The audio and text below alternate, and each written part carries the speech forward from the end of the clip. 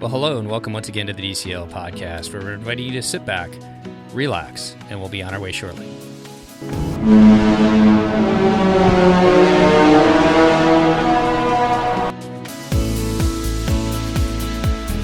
Well, welcome back to the DCL podcast, your podcast to help you and your family cruise a little smarter. And I'd like to welcome back to the show all the way down in LA, Los Angeles, the City of Angels. How are you doing today, Chris?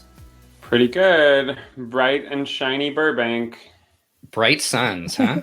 Yeah, we're having a nice like 70-degree day. It's lovely. It's perfect. Well, Chris, one of our favorite things to do is to get to do podcasts with somebody who's sailed with Disney Cruise Line the first time, and that's what we have today. Yeah, not only that, but like a Disney Cruise Line fan who has been a cruise line fan long before she ever even got to get on her first Disney cruise ship. So I'd like to welcome to the show today, all the way out in Virginia. Welcome to the show, Derry. How are you doing tonight? I'm doing great. Thank you so much.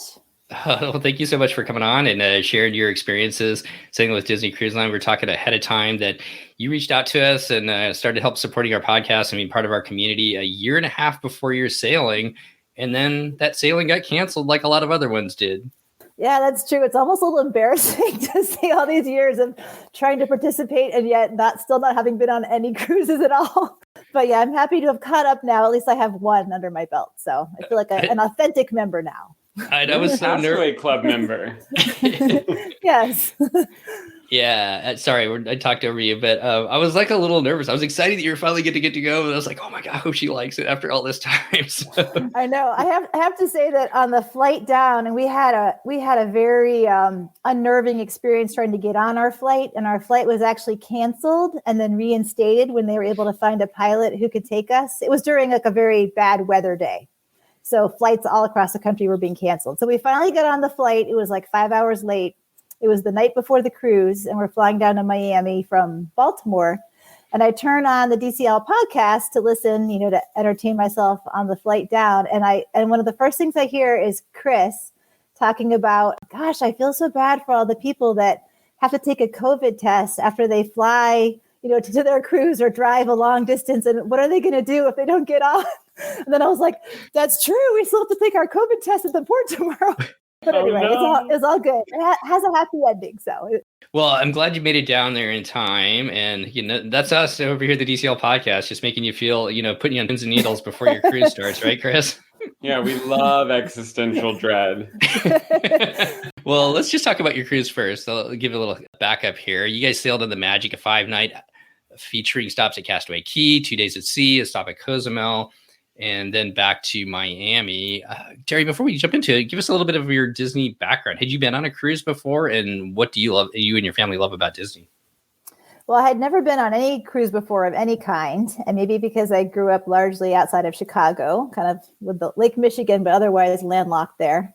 However, growing up in Chicago, my family did visit Disney World several times in the dead of winter. It was one of our favorite destinations. And way back then, like in the 80s, we stayed at the Swan and Dolphin quite a bit with my dad's points he racked up from work travel. So I have a lot of fun memories of family trips growing up. And then there was a kind of a pause in my Disney life until, I guess, after I graduated from college, I took part in some alumni leadership stuff. And they had a training session taking place at Disney, kind of like a conference. And so I got to go back down again. It was probably like in 2015 or so. And that was my first time visiting as an adult. And it was amazed to see like Animal Kingdom, all the new things that had been developed since I had been there before. And I went back in 2017. We did a whole family trip with my family now. And then we've just been back a lot since then. So that's been my experience so far. So you take that love of Disney in your time at Disney World and finally decide to do a Disney cruise. Who all went on this cruise with you, Derry? My 15-year-old son and my 11-year-old daughter came with me on this cruise. Okay, and are they as big of Disney fans as you are, or have kind of become? No, they are not. They are not. They don't dislike Disney. They are not big Disney fans. I think my daughter is a pretty big Disney World fan, and my son probably not a fan, and also not super opposed to it, but just not that interested. That's a tough age, right? Yeah. Yeah, I am the Disney fan in the family, and everyone else just kind of gets pulled along to whatever I want to do or see. So, So talking about this cruise, then you finally get it planned. It looks like it's going to go. What were some of the things that you planned ahead of time? Just kind of listen to this podcast and whatnot. What were some of the things? How did you want to approach it? Did you think about like having early versus late dinner? You know, the cabin you picked, and what were some of the things you booked ahead of time? yeah, so I did spend a lot of time trying to decide between early and late dinner. And in my mind, I went back and forth quite a bit. And of course, in the 2 years, like my kids actually grew quite a bit, so their sort of schedules changed also along the way.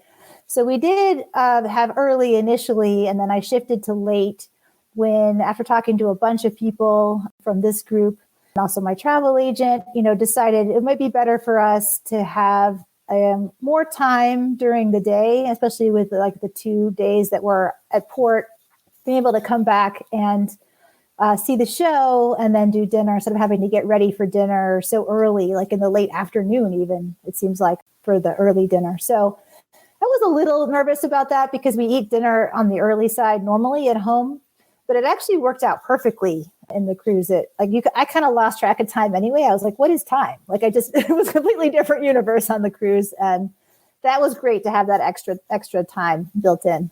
Other thing I booked ahead was Paolo brunch for myself, which I was a little bit also unsure, like, do I really want to go by myself all alone? But it was fantastic. So I'm glad that I did that. I think what else? So I also went back and forth on port adventures, but I decided not to book anything for Castaway Cay, thinking that it being our very first time there should be enough for us to do. And I knew I wanted to run the 5K. So that was sort of like not a port adventure, but an activity that I had already mapped out. For Cozumel, we ended up, initially I had booked like a private Jeep tour just independently. And then I changed my mind and decided that also, this being my first time with the kids in Cozumel, I'd rather do a Disney sponsored port adventure. So we did the Eco Park and Snorkel port adventure, which was really great. So that worked out perfectly. It took up almost the whole time that we were in Cozumel. So yeah, it was great. Chris, you're a fan of the late night dining, and I guess we have become that way too, especially going over to the East Coast. What are some of the advantages of late night dining in your mind? Late night dining allows for you to take advantage of like a J.R.R. Tolkien style, like Hobbit, first lunch, second lunch, first dinner, second dinner vibe. So anyone who's like, the second dinner means that you're eating so late, I'm like, you're not cruising correctly because you're eating the whole time. Like, if you want to like fill yourself up at 4, you can go up to Daisy's whatever and grab a sandwich or a slice of pizza or whatever. And so there's never a feeling of like super hunger, I find, by 8. But if I'm being honest, we've always been like dual income, no kids. So we picked the late seating because there's literally mostly just teenagers and older adults, and then the families who couldn't get first seating. And I've said this before, and it makes me sound like a saint, and I'm not. But I'm also like, I know there are people with little kids, and it's just not an option for those little kids to eat dinner at 8 at night. So they should have priority on first dinner since it doesn't matter to us. And we would continue that tradition even with our 13-year-old because, they're cruising. They'll stay up late anyway. So I find late seating is a great way to go, but it's up to you. Another thing that you brought up, Derry, which I don't think we've ever talked about before, but I think this is kind of an interesting thing too. I think that what do you think about this, Chris? Not having anything planned for Castaway, especially that first time visiting there. Is that a kind of a great way to tackle that? Okay, well, I have an agreement, but an adjustment for my personal vibe, which is, I would say if it's your first time at Castaway, book the $40 snorkel inner tube bike thing, because then that gives you full access to everything that Castaway has to offer on your own time. We did that on our first trip to Castaway, and it let us ride a bike around the island and drive the bike all the way out to that rickety, terrifying tower. We were, of course, on the adult beach because adulting, and we could ride our bikes there. So that was cool. Then snorkeling, I really like snorkeling. The snorkeling at Castaway Cay is like a solid D, maybe C minus in terms of world-class snorkeling where you're going to see a ton of stuff, but you definitely will see cool fish. We've seen sea turtles. We've seen some fun stuff there. And then last but not least, floating in an inner tube in a paradise island is fun. So to me, that's what I would book, but I definitely wouldn't book parasailing or the hobby cat or a massage or all the random things they offer. Because to your point, Derry, why go all the way to Castaway if you're not going to just like soak up the actual island itself? And I really would have wanted to go snorkeling, but I honestly couldn't get into the water. It was just way too cold for me. Unfortunately, we tried. Like, we tried to go swimming, and we were like daring each other, and we were like trying to motivate each other. We just couldn't get in, unfortunately. Yeah, summer at Castaway, the water is like a bathtub sometimes. It feels warm to me. Like, not too warm, but like not cold at all. But winter at Castaway is a little bit cold. So I hear you. I feel like there are kids who don't care what the temperature is and they will be out in that water no matter what. But you're right. For some folks, especially, it's a little cold out there. It was pretty cold for us in November too. I think just me and our youngest were the only ones in. Everybody else was just kind of like got up to their ankles, and that was about it. So it does get a little bit colder out there. All right, let's go back to Miami. Spoiler alert, you guys passed your COVID test, got on board and whatnot. What was it like getting on board the Magic the first time as you guys walked into the atrium? Yeah, it was amazing. Gosh, I can't even think of what adjectives. It was very surreal. Like you said, after this very, very long wait and just everything, all the pandemic things, we've also had to cancel. We canceled all of our Disney World trips that we've had over the last 2 years as well. So we haven't really been able to do anything until now. Yeah. So it was just all of this accumulated, and also it just didn't seem real. This can't be happening. But it was great. They did announce our family, which was really fun. Of course, I'd heard everyone talk about that. They didn't have I don't know if it was called like the welcoming show or something. They didn't have that happening on our cruise. So they had like Captain Mickey was waiting from the stairs, which was fine. We waved to him, and then we just kind of like got right on board. So where was Captain Minnie? I didn't see Captain Minnie that day. I saw her on a different day, though. Okay. Yeah. Well, you're right. The what we have discovered from our guests on the show is that show has been slowly drifting away over the past weeks and months, where essentially sometimes the very first people on board would have gotten that show. But more recently, we've just heard no one is getting the Welcome Aboard show, and it is just a normal hop on board. Everyone will be happy to hear that the mustard drill was the DIY, go to your own place yourself. So your very first time on a cruise ship, you didn't have to do the whole like everybody line up at 4 p.m., stand outside sort of thing, which must have been, I mean, I guess you had nothing to compare it to, but trust us, it's way better this way. Yeah, it almost didn't exist. I mean, we did have to go to our station and scan our phone. That was it. You know, listening to so many podcasts, talking to people ahead of time, once you got on board and kind of took in the grandeur of the lobby there in the Magic, and kind of that cumulative moment where it's like, this is all real now, finally, after all this time to actually be on vacation and on this cruise ship. What did you guys want to do first? What were your thoughts as far as what you wanted to do first? Did you want to do the food thing like a lot of people do, or did you want to go out and explore the ship? Yeah, we really wanted to explore the ship, kind of wanted to see every deck, all of it. But we went up to deck 9 just to check out all the things up there really quick. Yeah, then my kids were really hungry. So I knew because of this group I knew that we would prefer to go to the sit-down restaurant option for lunch. So we went ahead and kind of went there pretty promptly just because I heard sometimes it could fill up or whatever, there could be some issues there. We were in boarding group number 4. So we got on, took us a long time to get on, like an hour and a half. But once we got on, we were still like among the first people on. So we went ahead and it was like Rapunzel's was the restaurant they were using for lunch that day. And I think that was one of the most impressionable moments for us was walking into Rapunzel's and seeing all the lanterns coming down from the ceiling, and just the decor of that was really breathtaking. Honestly, I wasn't expecting the dining room to be that well decorated, and my kids were super impressed too. They were totally blown away. The whole lunch service, sort of like the level of formality to the way the service is on the cruise, was something new for us too. And so the kids were like super impressed, and they sat up straight. And I just remember like they put their napkins on their laps, and I was like, oh, we should just move into the cruise ship. This would be perfect for me.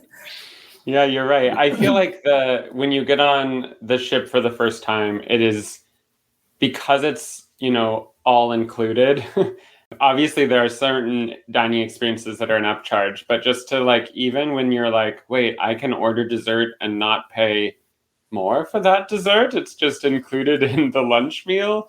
It's like almost as nice of a meal as you might get at like a Subway back on the mainland. And I feel like I'm honestly so excited to show our foster kiddo that, because they're just going to be like, wait a minute, I get dessert with every meal? Like what? I didn't even know that existed. Yeah. That's probably the first thing that my daughter told my husband after the cruise, was that she could have a sundae every night, because every menu has like a special sundae, and she caught on to that. So lots of sundaes. Well, she's got a lot to look forward to this summer when you guys sail again. Although that's kind of a spoiler alert that we talked about earlier. All right, let's jump into the cabin then. What did you guys decide to do for a cabin this time, Derry? As far as for the three of you. Well, this might be kind of unusual, but I sought out a navigator's veranda cabin, which only fits a maximum of 3 people. But I know I've heard other people who, book a guarantee rate, and they're kind of worried that they might get the navigator's veranda. But I actually really wanted that. So I went ahead and selected it, and we were on deck 6 in the aft, obviously. And I thought it was perfect. Like, we loved it. It was super quiet, which was what my main goal was, trying to find a quiet location. It was near to, stairs, which we preferred over the elevator. And we had a beautiful view through our little cutout porthole. I don't know. It wasn't quite clear to me if on the Dream and Fantasy, if that's glassed in maybe, but which I would not have liked. But on the Magic, it was wide open, giant porthole on the veranda, which I thought was perfect. So we loved it. I don't think they're glassed in. I think they're the same as the Magic. Okay. Yeah, I must have misunderstood someone. Yeah. They're not identical. The Wonder and the Magic have like nautical themed verandas, like with maps and wooden accents, which, cute. And then on the Dream and Fantasy, it's slightly more similar. What you will find on every ship is that for structural reasons, for just aesthetics, they end up having to design several cabins in quirky ways. And the Navigator veranda, if you've never been on the ship before, the quirk of that is just that the steel of the ship is going all the way up. Is it just the aft, or are there some forward Navigator verandas? Do you know? I think they're just aft on the Magic. I don't know about the other.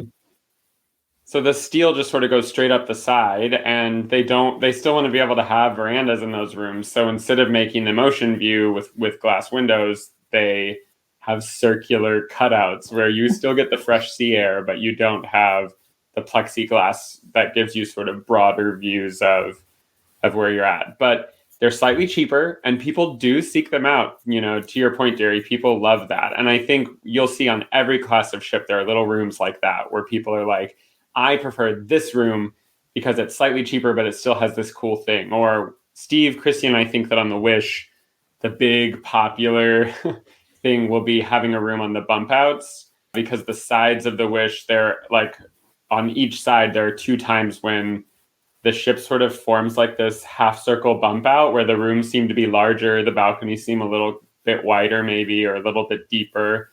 So that's what we think is going to happen on the Wish. But for the Magic and the Wonder, these Navigator verandas are pretty cool. And lucky for you, they're slightly cheaper than the typical verandas.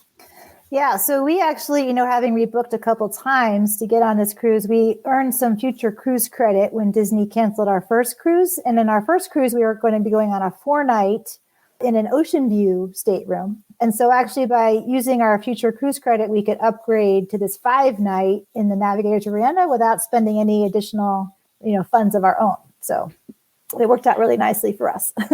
So one more question about the cabin before we move on with that. You've got kids that are a little bit older. How did that work for you guys as far as spending time in the cabin, or either sleeping? It's nice having the big drape that you can close between the two of us. At least Anawake and I now, because the kids a lot of times they'll come back later and we'll go to sleep before them, even though they got to cut through our little area of the room. But then they can sleep later, and I'll get up early in the morning. How did it work for you guys? Mm-hmm. Yeah, it worked perfectly that same way. So I had my 15-year-old son was in sort of like the extra bed where they have the desk and everything. And then my daughter and I shared the larger bed. And so we pulled the curtain across, and my son brought his computer. He does a lot of computer programming for fun. So he was doing his computer programming in his downtime, and he snuck out a couple times and went to like a movie at like 11:30 at night, which would never happen at home. So it was kind of cool that he could do that on the ship. And he would come back in and close the curtain, and yeah, so it was great. It definitely let us have like different schedules. So that was really nice. So we're talking a 13-year-old and a 15-year-old, right? Oh, the other one's 11. 11. So, okay. Yeah. So did your kids make use of Edge or Vibe in any way? Well, a little bit. My daughter went to Edge in the beginning, and we did the open houses to start. And then she did like the welcome evening on the first night. And I think she went one other time, and her just like for a short time. And her experience was that the kind of kind of the tone of Edge on this particular cruise was there were a lot of, I guess, high energy, tween boys playing video games and such in the space. And that was a little overwhelming for her. She's more quiet, kind of artist type. So I actually was hoping they would do things like scavenger hunts, like they said I've heard could happen. And it turned out, I talked with the counselors there, and unfortunately there was like a kibosh on any activities that took Edge kids out of the Edge space, because apparently they were just being too rowdy around the ship with bothering other guests in some way. So the only activities they were going to have on this cruise were going to be within the Edge club itself. And so that didn't really work for us in the end, but the counselors were lovely. And we actually talked with them quite a bit at Castaway Cay also. They were lovely. It wasn't quite the right mesh for what my daughter needs. And we did a tour of the Vibe and did an open house, session there. My son didn't really see anything he was interested in doing, so he didn't go there. But my daughter really wanted to go there. She wished that she was old enough to go, but it's going to be a few years till she can do that. I like the word kibosh. I haven't heard that for a long time. Get all my old-fashioned Midwestern words out tonight. Well, I went to high school in Nebraska, so it must be. And my parents were from Minnesota, so I guess it must be back in there somewhere. I hadn't heard that word in a long time. So, but yeah, I guess I think the younger kids, maybe it's a little bit easier to get the younger kids to really spend time in the kids clubs. Once the kids get a little bit older, it's really dependent. I mean, we've had the same. Our oldest doesn't really have any interest in the clubs anymore. I don't think. We're hoping maybe he'll find some friends maybe when we go on the longer cruise this summer. But our youngest, he loves it for whatever reason, and he's been able to. But he's one of the high energy kids playing video games. So yeah, I can totally understand that. Yeah. Well, you hinted a little bit on it as far as your kids enjoying the food experience. Chris, why don't you take us into your experiences on board with dining? First time on any cruise ship, so you wouldn't really have a lot to compare. But since you've been part of the DCL podcast community, you know that Disney does rotational dining, which means you were definitely going to get to experience on a 5-night all of the different dining rooms that the ship has to offer. So first, let's talk about what dining rotation did you have? And let's just quickly get your thoughts on each of the restaurants. So what restaurant did you go to on the first night? So we were at Rapunzel's for the first night. And that was the royal table show with lanterns and the whole thing, right? Yes. Yeah. Well, no, not the first night. The first night is like a welcome menu, I think, that everybody has, no matter where they are. But we had the Tangled show the first night in the theater. So that was like the big entertainment. Okay. Well, we'll definitely touch on entertainment. So what did you think of the food at Rapunzel's? Oh, we loved it. Yeah. We ended up eating at Rapunzel's more than anywhere else. Okay. Just the way it worked out. And we were really happy about that. We just, like I said, the decor we could have given us anything. We just loved the decor so much. But we loved the food. We thought it was great. Okay. Yeah. I think the signature, I only really can remember from the royal birthday party night, the signature dish being something like Rapunzel's fry bread or something. In the same way that Tiana has beignets, they serve Rapunzel's in a frying pan. Yeah, that dessert wasn't like a hit for us. I think but also I think that's very hard to prepare. It's basically like a donut, like you said, like a beignet, and you have to make hundreds of those, and they all have to be served at the same time. And it was kind of like we couldn't cut it open. It was just a little bit, but we love the idea of it.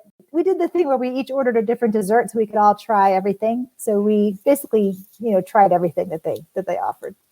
Okay. And then my personal favorite restaurant, actually my personal favorite period on the classic ships, is Animator's Palette. So what did you think of Animator's Palette? We liked it. That was our last night. And that was the only time we were in Animator's Palette, actually, which was kind of weird to only be there once. But we thought that the way that the screens just kind of changed during the course of the meal was very cool. And the focaccia, I remember from the first course, the focaccia was really good. Yeah. And I think they had our favorite dessert too, but I can't quite recall now what it was. It was a lot of fun. And actually just the way the rotation worked out for us, it was, drawing, well, I guess I don't want to give away everything that happens, but that I had more interaction with our servers as part of that experience than we had on the other nights. And it was for us like a nice way to conclude the trip with just interacting with them even more than we had previously. Awesome. Yeah. I think the classic ships animators experience is my favorite. The food at animators can be hit or miss because they try to do a little more I'm pretty sure animators is the menu that has the sugar-free deconstructed carrot cake, which is universally reviled as the worst dessert. But that leaves the final restaurant, which is the Lumiere's variation on royal table. So yes, on the magic, it's Lumiere's. Yeah, that unfortunately fell on a night where there was very rocky seas. And so I requested the green apple and ginger ale dinner. And so did my daughter. But my son had this delicious looking rack of lamb in front of him, which he said was fantastic. So I think, and I love lamb actually. So I think I would have really liked it, but there was no way for me. But we went and just sat there and tried to take it in the best that we could. Honestly, I don't even know if I have heard of it referred to as the green apple and ginger ale, but that's literally what they served you, right? I requested that, but what was funny was my daughter was like, "Why are you asking for that?" And then I gave her some of mine, and she wanted some too. But we looked around, and at least half the tables around us had the same thing. So, many people did that. Makes sense. Those rocky seas will get you. It was rocky.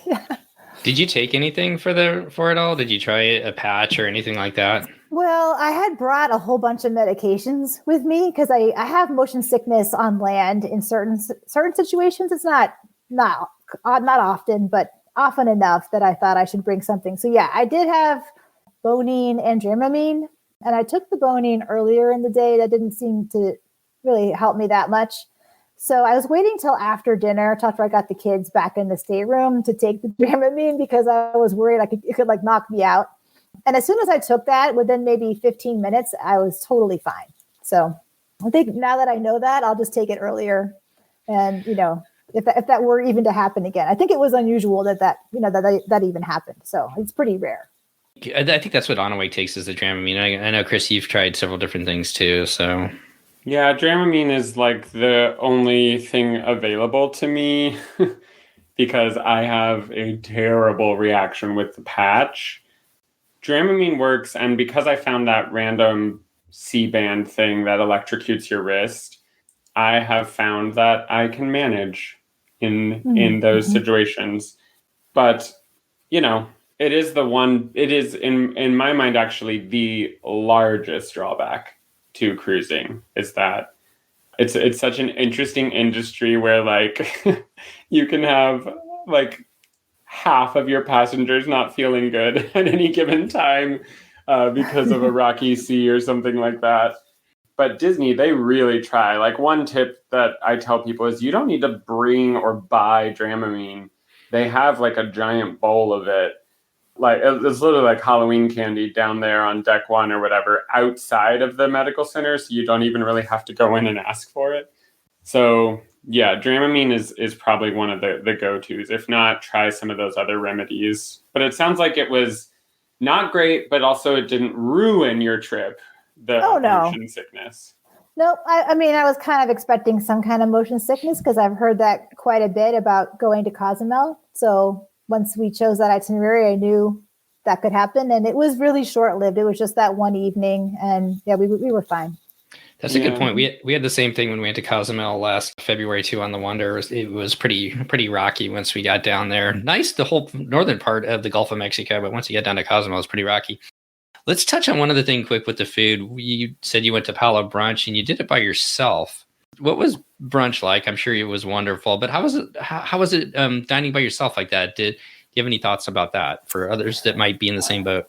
Well, one funny thing was, I have traveled by myself before, a few times as an adult. And I usually, if I know I'm going to be eating out, I might sit at the bar and bring a book or something like that.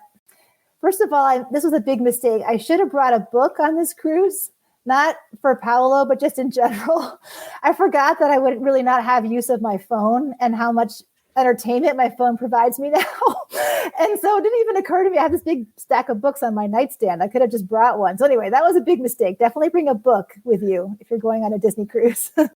That's my advice. But with Paolo, so yeah, I went in and immediately my server put me at ease. He said, I can't remember exactly how he put this, but basically he was asking me, are you a foodie? He didn't come out and say that, but because he said, it's sad when you're here by yourself because you want to try lots of things and you feel like you can't order very much because it's just you. So what I'm going to do is, bring you as much as I can convince you to try, and I'll make sure they're really, really small portions. So I thought that was really nice because, yes, I do love food and I love to cook and I love to try new restaurants and try new things. So that was fantastic. And I went through and chose about 3 things, I think, from each part of the menu. And he brought little tiny portions of each of those. I didn't have my book, like I said, but I didn't really need it. He was just very skilled in coming and explaining all the different courses to me and then kind of hiding someplace where I couldn't see him so I didn't feel awkward, like eating by myself with like the server watching me. That was something I was a little worried about. But he just sort of knew when to disappear and when to reappear. And he is originally from Italy, but lives in London now, and just had all kinds of interesting stories about where he grew up and where he lives now. And we just had a really lovely conversation. And I was probably there just over an hour. So I thought it was great. I would not hesitate to go back by myself again. They are so skilled in the way those are the best waiters and waitresses aboard the ship to make it up to Palo and everything like that. And I love that the fact that he, puts you at ease and kind of turns your meal into conversation. And there's just so many, if you're willing to talk to them, they have so many stories about their lives and where they've been and everything else. That's some of my favorite parts. And I'm glad that he did that for you too. Thank you. Yeah, it was very special. And then later that night when I was at dinner, our head server asked me who was your server at Paolo. And I told him and he said, oh, that's my cabin mate. So that was really funny. And then I thought, oh my gosh, they're going to be talking about me in their room tonight. Well, let's turn to entertainment then. Lots of different things to do. What were some of the things that you guys did as a family, kind of all together? And what were some of the things that you guys enjoyed? Maybe there were some things that you did without the kids as the kids were doing things. Well, let's see. We did a lot of origami class. Every time that was on the schedule, my daughter was all about it. And so I went with her to, I think, almost every single one that was offered.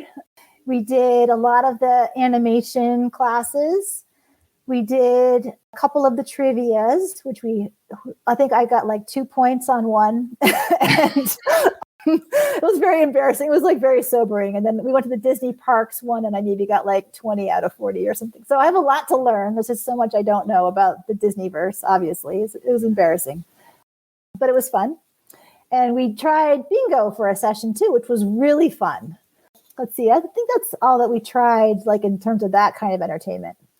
Well, don't feel bad about the trivia because, like, I remember going to like Disney Tunes just recently, and I mean, I can't hold a candle to what Chris can do, I'm sure, as far as trivia goes. But they start playing some obscure music, and they want to know like the film and who the composer was and everything else. And those are some tough. The people the people that ace those, like, I don't know, they have to have been on it before. They have to have seen those questions before. I don't know. What do you think, Chris? Is anybody really that smart? Does anybody know all that?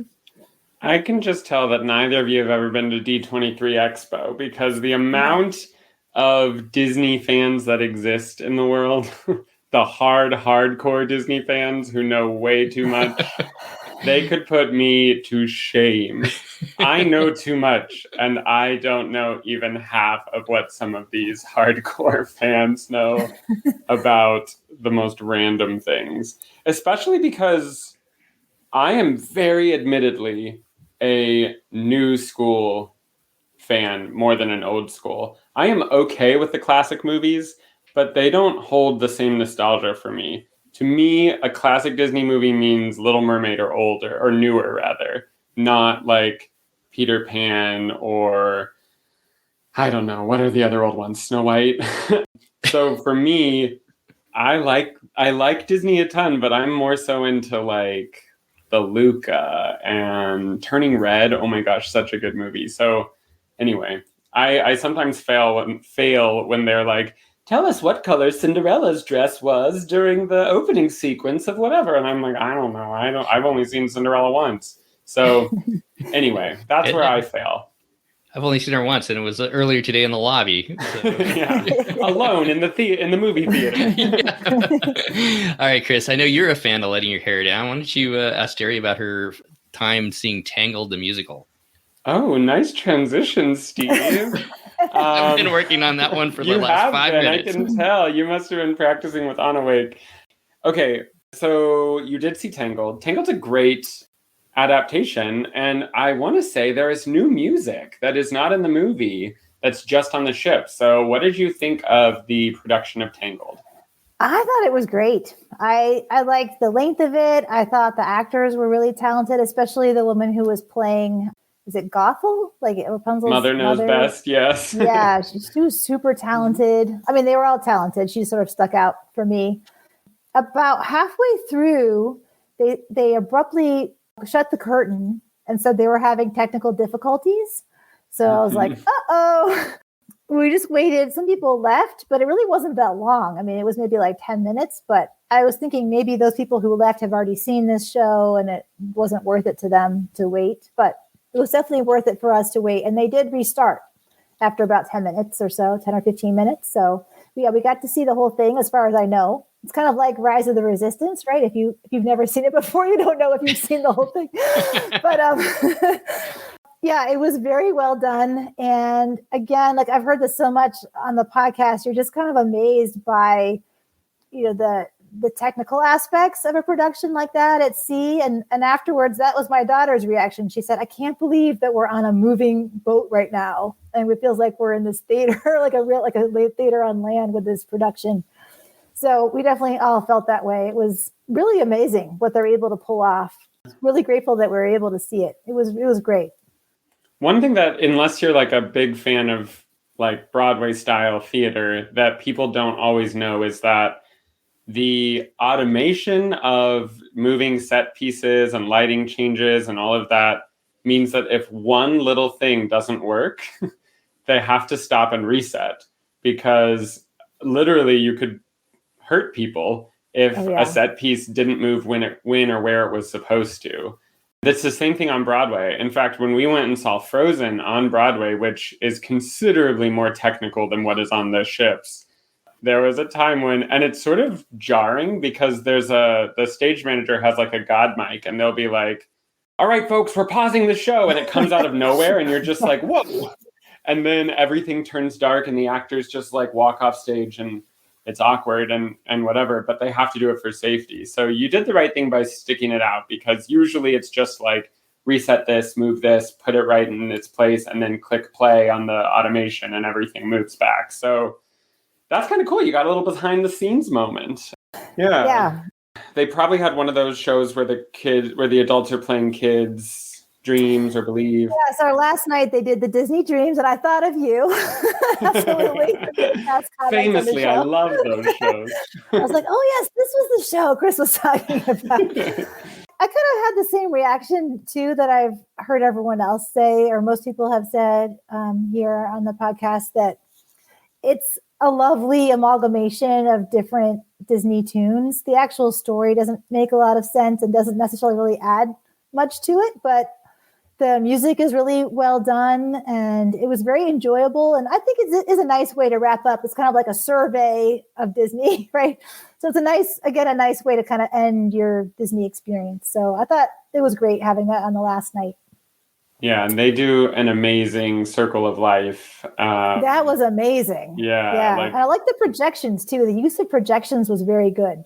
Yeah, a very, very, very impressive piece of that. It's fun because on The Wish, it's almost like they listened to the show and heard our cries, because on The Wish, their version of that show doesn't include an adult playing a child. It's just like Mickey, Minnie, Goofy, and the gang, like, not having enough imagination to get by or something, which I'm like, I'll buy it. They're cartoons. So like, I totally am into that version. And one of the things that's allowed them to do it is these new blinking, talking, really cool characters that they have on the ships and in the park. So I'm super excited for The Wish. But you're right. Go see it. Don't let my critique of the adult playing a kid be overbearing, because it's still worth an hour of your time. It's very cool. Oh yeah. And my kids said they would see that again, actually. That's so kids love it. Yeah, they did love it, actually. And especially the last night, like that, like you said, kind of a great way to kind of cap off your 5 days sailing. Well, before we get off the ship and talk about the 2 stops there, were there any other places that you found that you enjoyed during your 2 sea days? You guys had 2 glorious days at sea.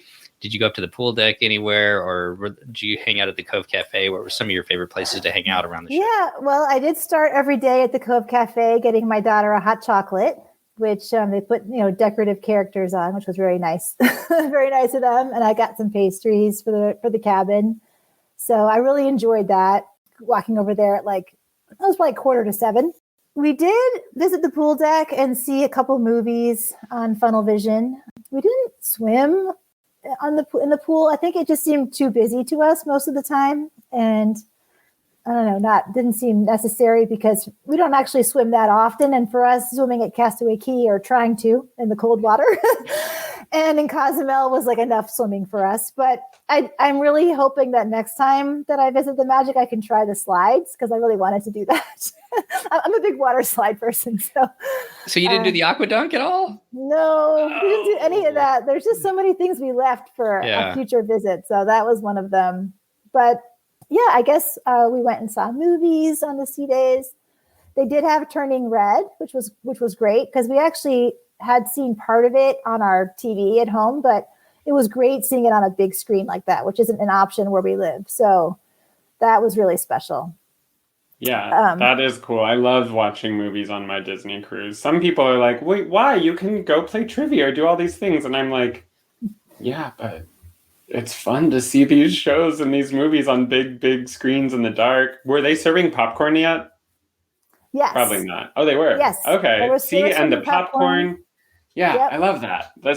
You have to. And also on the Magic and the Wonder, I want to say that the seats I found to be more comfortable than on the Dream or the Fantasy in the theater. So I would say go if you like movies. It's a fun way to spend your time. Did they show any movies in the big theater? Sometimes they do that. Yes, so that was where we saw Turning Red, actually. They had that in the bigger theater. Yeah, it seems like they've been doing that a lot with they usually do it for the premiere Premiere at sea. They'll have it at the Walt Disney Theater, but I've noticed just because they don't have as many magicians or stuff on board, that they've been doing that on the days when they don't actually do the either Tangled, the musical, or Aladdin or whatever else. So they've been making use of that theater to be able to see some bigger, putting movies there, I guess. Let's get off the ship. You want to talk about Cozumel first? You want to talk about Castaway? Either one. I guess I'll do Castaway first because that's where we went first. Okay, well let's talk about Castaway. That's a place that I think a lot of people sail with Disney Cruise Line to be able to spend that day at Castaway Key. Sometimes I'm glad you guys got to dock there and made it there, because some people actually don't get to go there sometimes when it's windy, especially this time of year. What was it like waking up and spending a day on Castaway Key? Well, it was a beautiful day, and we went up. We could see from our own veranda, we could see Castaway Key, which is another reason why I chose that cabin. But so we saw it from in the early morning, but then we went up to deck 10 just to get a better look. And it was just amazing. That first view of the whole panorama, it was just such a gorgeous island, just looked so tropical. They let us out really early, like 8:30 or so. And they just let anyone leave who wanted to. So we didn't have to do that virtual queuing to get off, like I think at some point people were doing. So that was nice. We just got to walk right out. Yeah, we decided not to take the tram so that we could, experience more on our walk and just take more things in. So we went to I'm not sure exactly where we were. It was maybe near the Pelican Plunge. We kind of found a place to put our stuff, just camp out. Yeah, that's when we first discovered the water was a bit too cold for us. Still, it was nice to see that the water was beautiful, and it was still nice to be there. So we kind of walked along the edge for a while. Then we decided to explore a little bit further and went, I guess we went as far as you could go on the family beach. And then we discovered the In the Shade area where they have foosball and ping pong. Yeah, they've got the basketball hoops and everything like that where you can shoot. That's my kids love that place. Yeah, we really liked it too. So we spent quite a while there just hanging out. Then what I was waiting for was for the Edge and Vibe clubs to open, because I thought my kids could hang out there while I run the 5K. Since the 5K is still just whenever, on your own time, it's not organized, so you could just do it whenever. So we went over to where the Edge and Vibe meet, which is kind of not really near Into Shade, but not too far either. The kind of vague directions there, but it was a little bit further into the island. Unfortunately, I had misunderstood, and they only do the Edge for 2 hours, and then they do the Vibe for 2 hours. So they're not happening at the same time. So I couldn't have both of my kids there at the same time because they're not in age groups where you can overlap. So I ended up putting them, telling them they're old enough at 15 and 11 to go together and do anything they want. But they decided to go back to Into Shade and just hang out there while I did my 5K. So I did that, and then I got myself my Sven slushie as my reward for running the 5K. Okay, now you got to show it to everybody since we're doing this live. This is my prized possession. He's very cute, and so cute. Yes, I was very excited. When I saw the Sven slushie cups on display, because Sven's my favorite character and just kind of a rare character. They always stick him with Olaf, which is okay, but he's always with someone else. So I was excited to see a giant cup of just him. So anyway, that was my reward for running the 5K. Or that sketchy Kristoff fellow. He's always hanging around too for some reason, isn't he? Yeah. Yes. So did you get your medal right away then there, or where'd you get your medal at? I did. It was a little bit hard to figure out where to go, but I finally figured out there was a bike rental kiosk, and that's where they were hiding them. So I never thought about it before, but you mentioned you walked to the end of the family beach and then it gets into Serenity Bay. I mean, Chris, is there I've never been to Serenity. Is there some balloon ladies there kind of blocking the families from being able to access Serenity Bay, keeping us people with kids out from where you guys are just luxuriating in the shade there? There's a staff post there that's like where you can turn in bike rentals and get inner tubes and snorkel. So maybe they would yell at you if they thought that you had a kid with you that was going onto the beach. But it is a whole other vibe from the family beach. Like you sort of walk through some trees to get to it. And then once you're on it, you can't see the ship. You can't see anything. It really does feel like you're in the middle of paradise. Of course, I'm being a little snarky about the balloon ladies being there blocking stuff. But, I mean, the one thing I'll say about Serenity Beach is that's where you find like the platinum cruisers who have been on, the island forever, and this is their like 20th cruise, and they all know the system, so they like get the best seats, the best umbrellas, the best whatever. So if you want to have a beach day on the adult beach, you sort of go there first. You gotta know what you're doing, huh? That's what I would say. I mean, our next time on Castaway, we probably won't go to the adult beach unless, our foster kid goes off and does something on their own. But this will be our first time doing literally anything on the family beach because we avoid it. Well, anything else stand out about Castaway Key that you want to talk about from your day on Castaway? Well, I guess the only other thing was lunch there, because I know I've heard so many people discuss lunch in the past. It really wasn't as good as I thought it was going to be. I hate to say that, but it wasn't terrible. I mean, it was fine.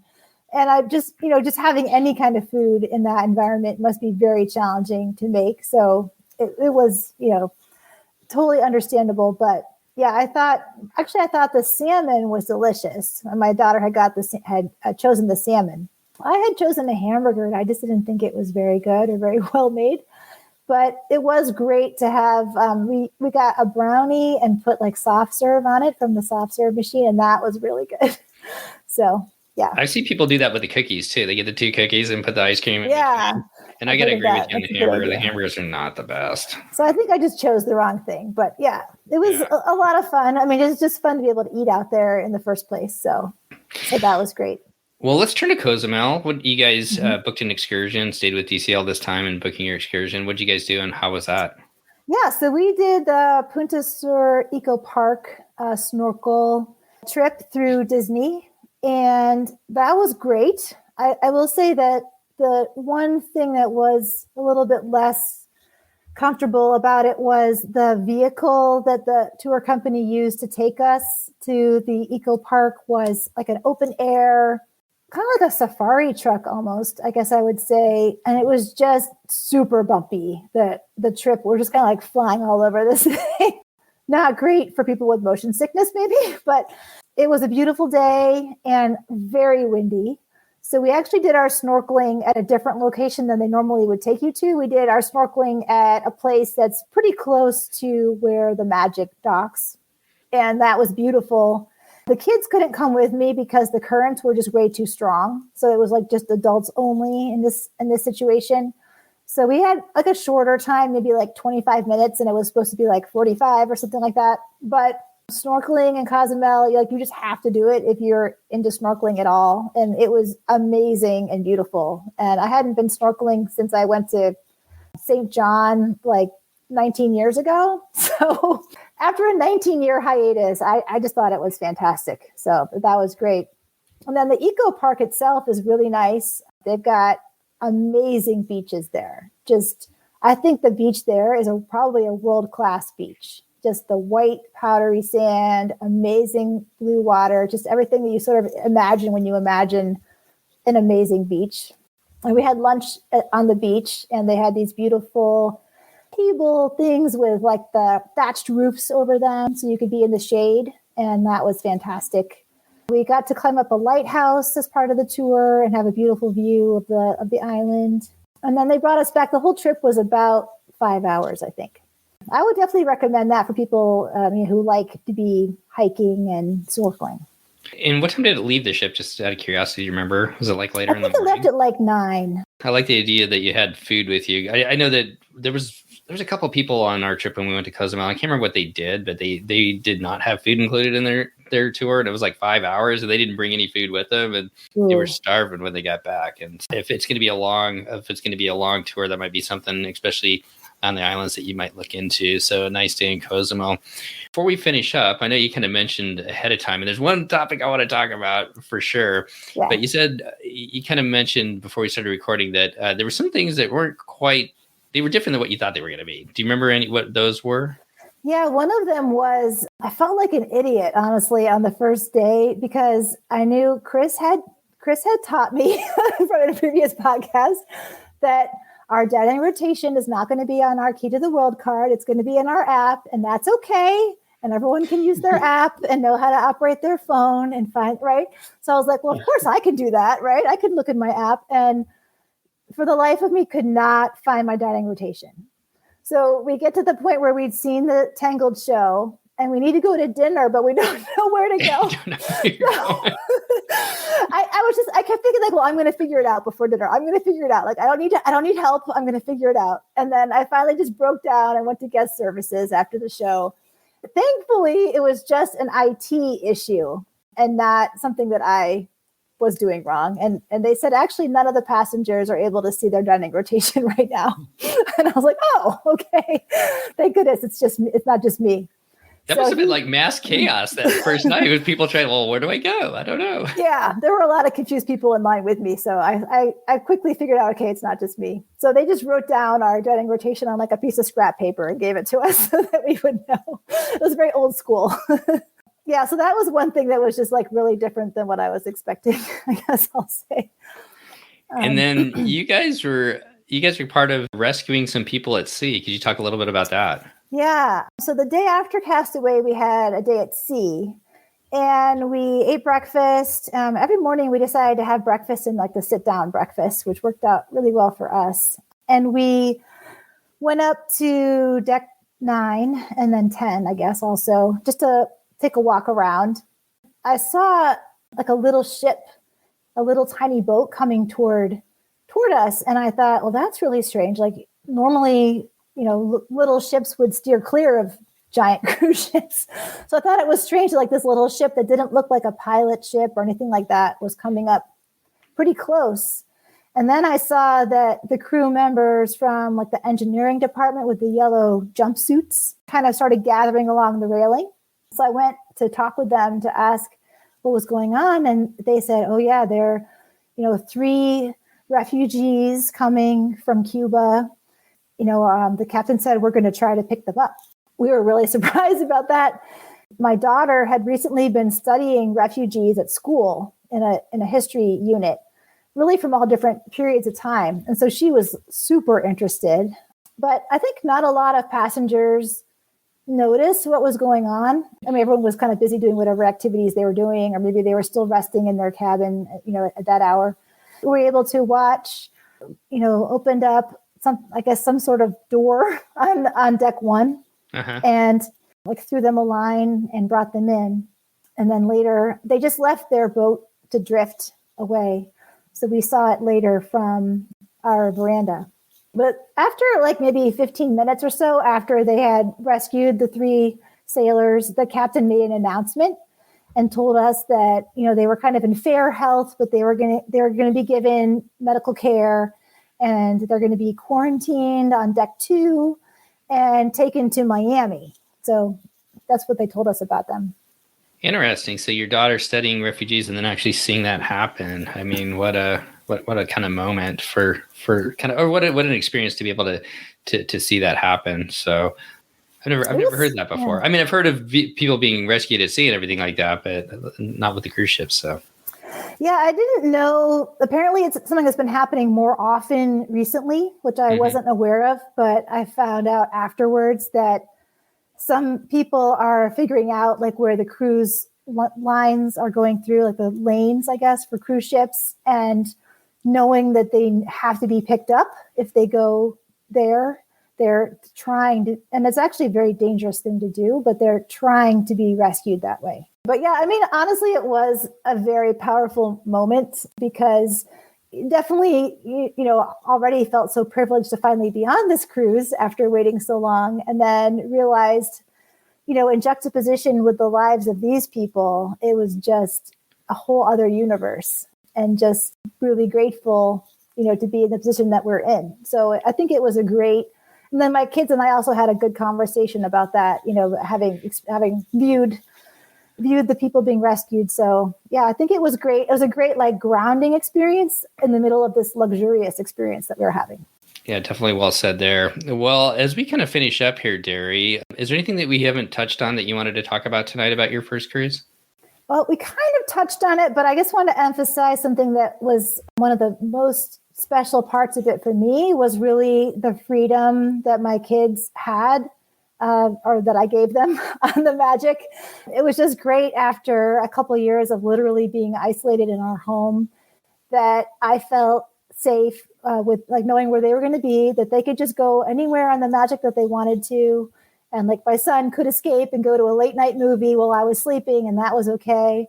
It was just really the first time they've had that kind of freedom. And it was just really special to me that they were able to be independent like that, and that I knew that they were going to be fine. So that was an added bonus I hadn't really thought of ahead of time. Yeah, it's definitely one of the things that I know our families enjoyed, in seeing our kids be able to have that freedom to kind of make some decisions for themselves, and in a relatively safe environment. Well, I think it's pretty safe environment. So I'm glad that worked out for you guys as well. On board, you can go on the app when it's working. Hopefully this IT part did not function correctly, but you can always do an onboard booking credit for a next cruise. Did you take advantage of that? And what's next for you and your family? No, I did not take advantage of that, but I figured that we will be back on a cruise, sometime in the future. I didn't realize that just a couple weeks later that we'd be tempted to go ahead and book our next cruise, and that it would be this summer on the Magic. So that'll happen very quickly for us. We're going to do one of the 11-night Northern European cruises that goes from Dover to Copenhagen.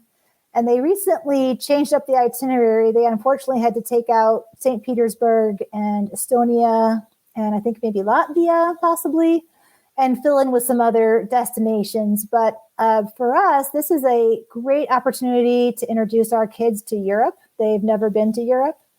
And we thought, especially our kids have some special needs. So we thought this would be a great opportunity for them to be able to have a comfortable home base, and then come out with us during the day and get to experience a taste of Europe. Actually 11 days will give us kind of a big taste, which is really nice. Yeah, just a great way to introduce them to this other part of the world that they really can't even imagine right now. So we're really excited about that. Well, it's a great way to stop and see so many different places along the way. Like you said, 11 nights, stopping in several different European cities, giving them, different tastes of different cultures. You can take in the food, you can take in the sights, and then you've got that nice ship to return back to that's going to take you to the next port afterwards. So I'm excited for you and your family, and I can't wait to hear about it when you guys get back. Thank you. Well, I guess as we finish up, Chris, any final thoughts tonight? No, I'm just so glad you were finally able to get on the ship and have this experience. And I'm even more excited for your 10-night. That's going to be so fun. And I can't wait to hear all about it again. Sounds like your first ship, the Disney Magic, is where you're going to be at. Your first 15 nights on a Disney ship are going to all be on the Magic, which is, where it all started 20-something years ago. Yeah, that's pretty funny. I mean, I honestly would have thought that we would maybe try the Wish next, but nope, we're going to be all gung-ho with the Magic. There's another word for you, Steve. There you go. I like that one too.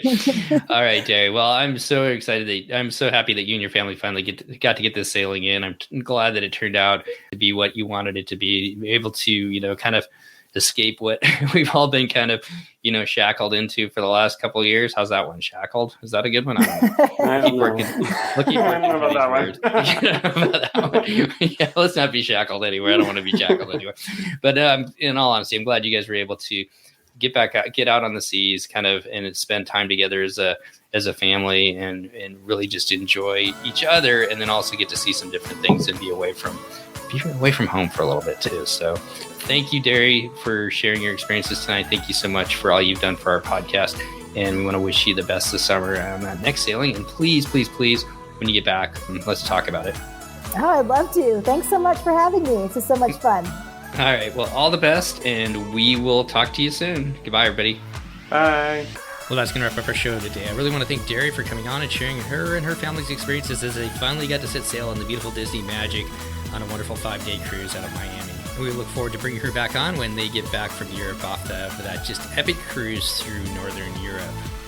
Summer is upon us, and we've got a little bit of an ask for you. If you have not done so yet, if you could go over to iTunes and leave us a review, that really helps us out just in the whole marketing of the podcast, through Apple Podcasts generally.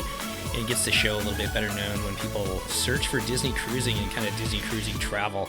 It helps them find our show a little bit better. So if you go over to iTunes and leave us a review, we sure would appreciate it. And thanks to each and every one of you who have already done so. As always, we'd like to give a huge shout out to our Patreon supporters. They help bring this show to you each week ad-free. If you'd like to find out more about our Patreon program where you get some additional content, and we've got just a great community over there where people interact and have a lot of knowledge, sharing it back and forth with each other as they get ready to cruise, you can go over to patreon.com/DCL podcast and you can find out all the information there.